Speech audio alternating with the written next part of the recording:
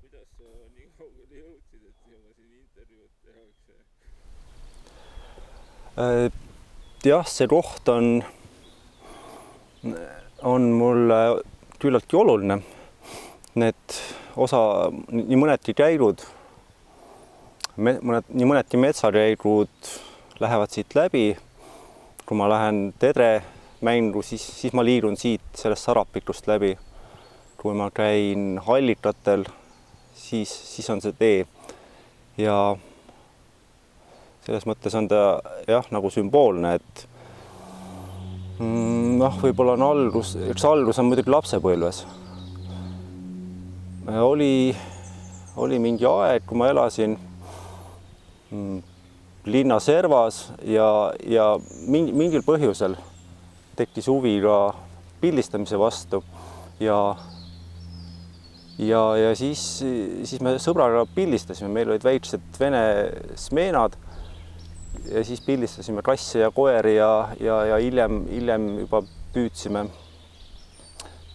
pildistada ka mingeid muid veidi metsikumaid maastikke ja võib-olla ka selle asukaid, ja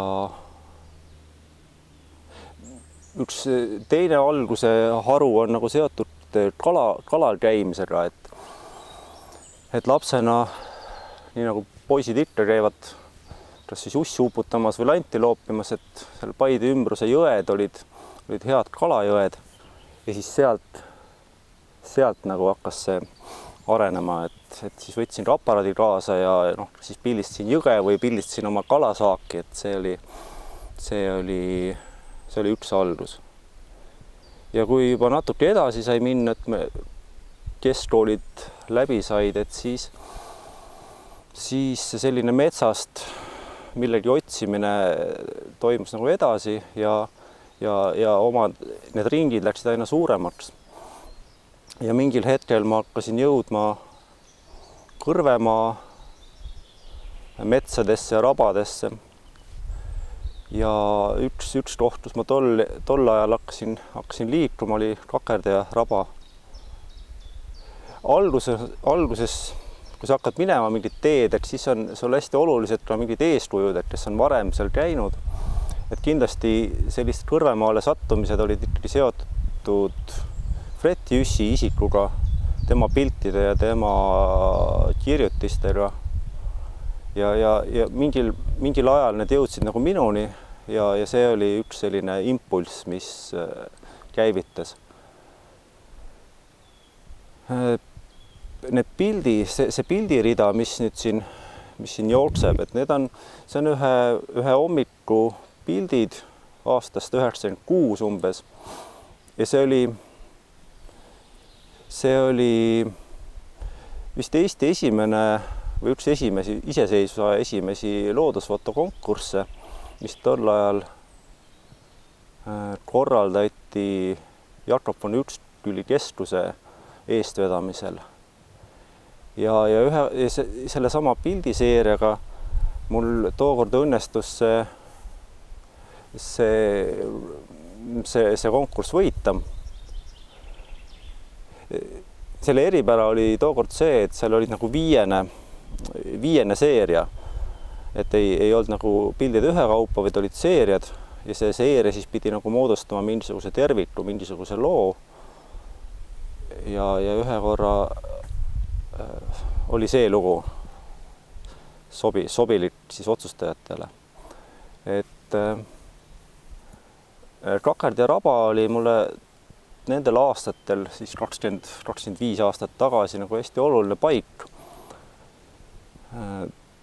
Seal käidi vähe ja mina käisin seal tihti. Nüüd, kui seal on suured matarajad, nüüd ma liirun seal ise väga harva, sest et kui ma lähen metsa või lähen rappa, siis ma ei taha seal kohtuda inimestega niivõrd, eks ole. Et minu jaoks ei ole metsas käimine kunagi olnud selline seltskondlik tegevus, vaid ikkagi enamasti seal liirun üksinda. Vahel harva ehk mõne sõbraga. Et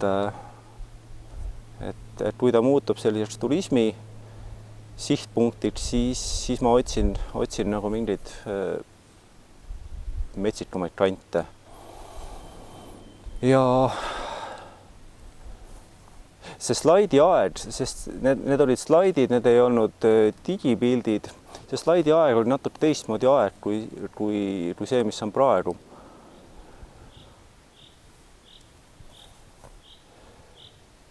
Nii, mingil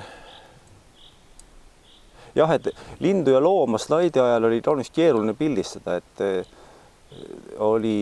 torud olid väiksemad, materjal ei kannatanud hämaraid olusid ja seetõttu jah, olid minu ja paljude teiste motiivid ikkagi kas mingisugused detailid, maastikud, sellised vaikelud, et liikuv lind ja loom jäi kõrvale, et see kõik on nagu tulnud hiljem ja saanud nagu mu endari jaoks domineerivaks. Siis mind kui pildistajat on kindlasti arendanud ka sattumine. Ma olen Kesk-Eestist pärit, madalad sellised tasased maastikud. Sattumine 90ndate lõpupoole Haanjamaa maastikele, et selles on jah süüdi mu naine, kes on sealt pärit. Ja samuti ma olen hästi tänulik, siis aeg juba muutus, tuli see digiaeg peale, olnud tänulik ka mõningate juhustele, kus ma olen saanud teha mingit fotoprojekti, mingit raamatut. Ja siis ma jõudsin tagasi Kõrvemaale, kui Ain Tenno palus mul pildistada Tammsaare looduskirjelduste järgi neid samu maastikke või otsida nende kirjeldustele sobivaid motiive.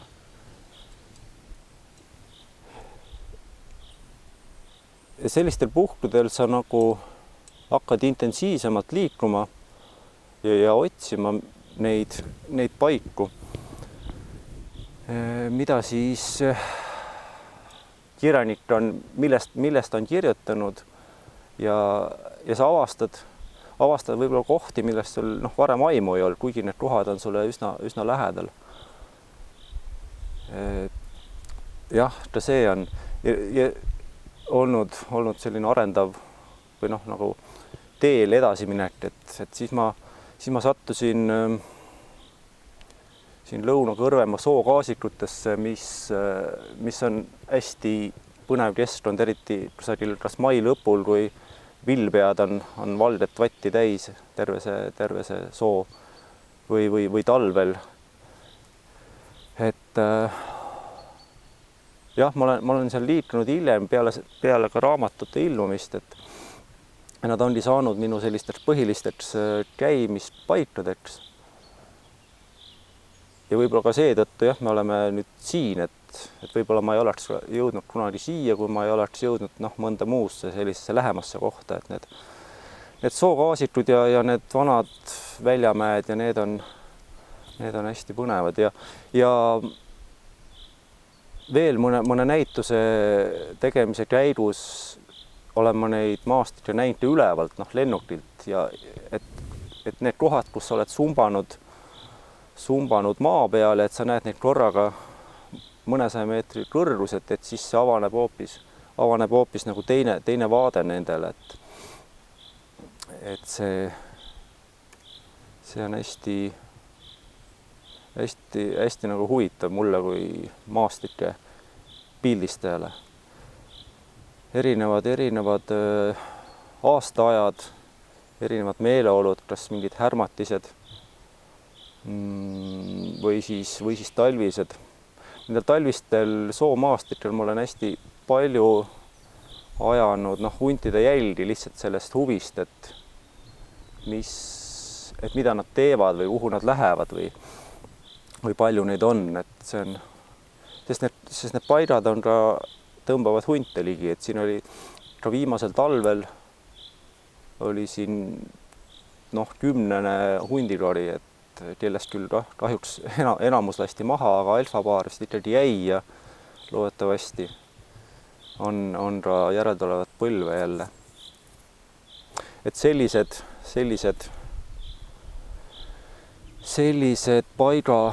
paikade avastamise lood ja tagamaad. Ja muidugi ma olen jah, nüüd digiajal ikkagi ka Võrumaa maastikke edasi pildistanud, et roninud erinevatesse tornidesse, kuhu võib või võib-olla ka ei või ronida või puude otsa, et saada mingisuguseid uusi ja põnevaid vaatenurki. Aga muidugi see digiaeg on ikkagi avanud võimalusi, mida slaidi ajal ei olnud, et pildistada loomi ja pildistada linde erinevates oludes. Ja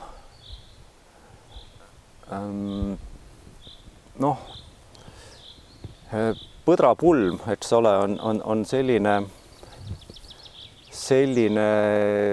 sündmus sügises looduses, mida küllap vist iga looduspildistaja on tahtnud pildistada. Ja mul oli aastaid oli selline unistus näha seda pulma jahialadel, mis nagu enamik paikades Eestis on seda jube keeruline teha, sest nad ajavad oma asju väga varjatult, kusagil väga lähevad pulmaajaks üsna sügavasse metsa ja kõik need asjad toimuvad võõraste pilkude eest kõrval või varjus, aga Matsalu luht, üks selline koht, kus nüüd käiakse päris palju. Vahel on vist rohkem pildistajaid kui põtru seal luha peal. Et on olnud õnnelikke juhuseid, kas siis ilusaid hommikuid, uduseid hommikuid või siis, kus ongi see tegevus sellise pulmafotograafi silme ees nagu on toimunud, et see säärased nagu suured sündmused on väga põnevad. Ja muidugi tedremäng, kevadine suur sündmus meie looduses. Seesama koht, kus me siin oleme, et siit edasi on üks mäng, kus ma olen käinud 5-6 aastat pildistamas ja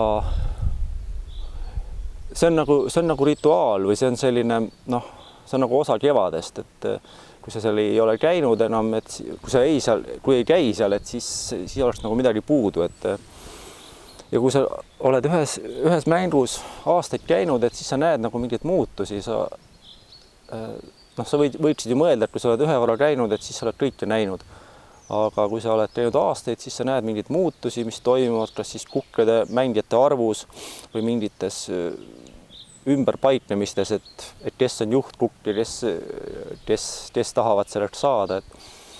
Või siis mingisugused segajad, et näiteks need rebase või kulli tunnid. Et kas esimesed aastad oli, kus ma ei saanud üldse aru, et see on selline paus, tunniajaline pikem või lühem paus, et mis tedred teevad mängu ajal, et millest see on tingitud, et kas nad lähevad toituma või see on mingisuguse ohu selline kaitsekäitumine, et need on muutunud jah, et kui on tulnud kanakull, on ilmunud siia elama, et siis kuidagi ka see kullitund on muutunud pikemaks ja tedred on muutunud ise nagu aramaks. Või tedremäng lumega, mida meil Eestis tuleb üsna harva ette, et siis on sellist nagu lumesõda, et see on visuaalselt väga, väga põnev.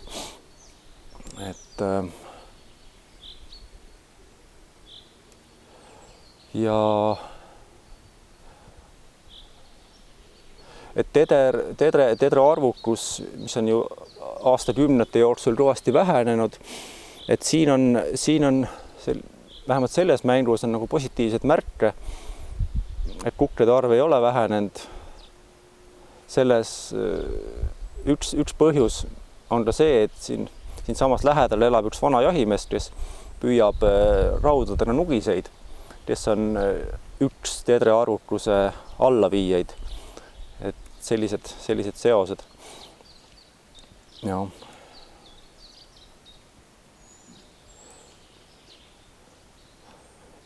muidugi tedremänguse tipphetk, eks ole, on siis aprilli lõpus, mai algul, ehk siis praegu just ongi, kus käivad kanad mängus, noh, selle nimel see mäng ju käibki, eks ole, et kes võidab kana poolehoiu ja kes saab siis tulevaste tedre, kanade ja kukrede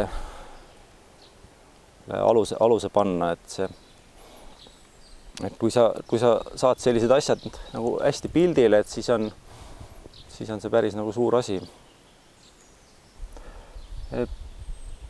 Siis kui sa käid tedremängus, siis on alati sa loodad, et sa näed veel mingeid tegelasi peale tedre ja siis noh, sookurg, üks uhkemaid, graatsilisemaid ja ka hinge pugevamaid selliseid linde. See toob mulle meelde, kui ma siis päris noore mehena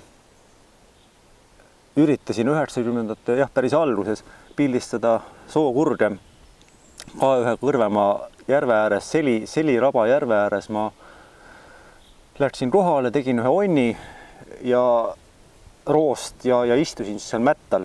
Istusin ühe korra, ei midagi, istusin teise korra, ei midagi. Ja siis kolmandat korda läksin niimoodi, et võtsin pähe, et enne välja ei tule, kui on sookurg on kohal ja on pildil. Tol ajal oli veel sookure arvukus üsna hästi madal ja sookure nägemine juba oli selline sündmus, et noh, päev oli korda läinud, kui sa olid sookurge näinud. Siis nüüd on neid üsna ju palju aga samas, kui sa saad ta pildile siin koos kiivitajatega, et siis on alati kuidagi nagu hea meel, et eriti kui sa veel näed teda nagu lähedalt, et see on ikkagi sündmus ja see on ikkagi elamus alati. See linnu ja looma pildistamise üks selline võti on see, et sa pead olema nähtamatu. Lindude puhul on selles mõttes lihtsam, et piisab sellest, kui nad ei näe sind, loomade puhul keerulisem, sest nendel on see haistmismeeli hea, et sa pead ka oma lõhna suutma varjata. Üks kõige põnevamaid linde üldse minu meelest on meie looduses on ronk, kelle ma ei ole näinud väga palju häid rongapilte Eestis. Et kuidagi on ta alahinnatud, aga mida rohkem olen ta pildistanud, ma olen ta pildistanud hästi palju, enamasti talvel, muul ajal vähem. Et vaadates tema käitumise keerukust ja vaadates nende omavahelisi suhteid, et see on nagu midagi põnevamat nagu ei justkui ei olegi, et see on ja ma olen tõesti nagu sadu tunde ronkasid vaadelnud ja pildistanud. Ja selliste asjade tegemiseks on vaja et kas teed kuskile onni või paned telgi ja selliseid palju istumise tunde. Aega läheb kõvasti, aga mõnikord juhtub nii, et need istumise tunnid, need tasuvad ennast ära, et sa näed selliseid asju, mida sa lihtsalt kõndides või autoga sõites veel vähem, sa nagu ei näe. Ja see on asi, mis on linnu või looma pildistaja jaoks selline vältimatu või hädavajalik, et sa pead ka istuma mingites kohtades. Ja see on toonud ka kotkaid mu kaamera ette, et kaljukotrast, keda erinevalt merikotkrast nagu pildistatakse Eestis üsna ikkagi vähe. Et mul on olnud üle-eelmisel talvel oli mitmeid väga häid juhuseid kaljukotreid pildistada. Kuninglik lind, võimas, Samas mulle ikkagi tundub, et neid kotraid nagu ka üle hinnatakse, et ronga käitumine on ikkagi märksa huvitavam kui kotra käitumine, et selles ma olen nagu veendunud, aga saada jah, üks kaljukotras niimoodi suures plaanis lumesajuga kaadrisse, et sellise pildi üle on ka autoril alati hea meel. Ja veel üks hästi mänguline loom ehk saarmas, kelle arvukus siin 10 aastat tagasi oli hästi madalal, ühel hetkel hakkas tõusma ja vahepeal ta muutus päris nagu igapäevaseks tegelaseks. Nüüd viimased aastad ma olen jälle nagu vähem pildile saanud, aga tema käitumise nägemine on ka alati suur elamus, et see, kuidas nad konna või kala püüavad, on huvitav. Ja see, kuidas nad omavahel siis suhtlevad, et siin on ema kahe pojaga. Ja selle looma ja linnu pildistamise selline kas eripära või selline ennast arendav pool on nagu see, et võib-olla see pilt sagel, see ei ole nagu nii tähtis, et pigem sa õpid tundma neid asukaid, keda sa jah, nagu raamatuid võid lugeda, kui sa neid nagu näed ja näed pikemalt nende käitumist, et selle tegevuse jälgimine annab sulle nagu teadmisi rohkem kui raamatud.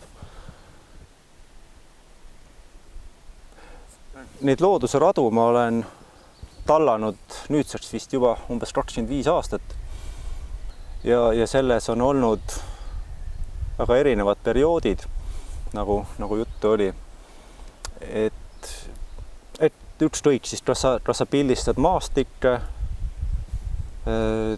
detaile, sellist kujundeid või linde ja loomi, et tasuks olla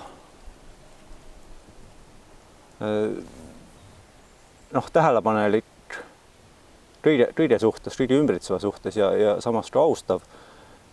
Ja võib-olla mitte nii väga auahne, et looduses me oleme ju alati külalised, eks ole, et need, keda me pildistame, olgu nad siis suured või väikesed, et need on selle looduse asukad, et me peaksime olema head külalised, et olgem seda.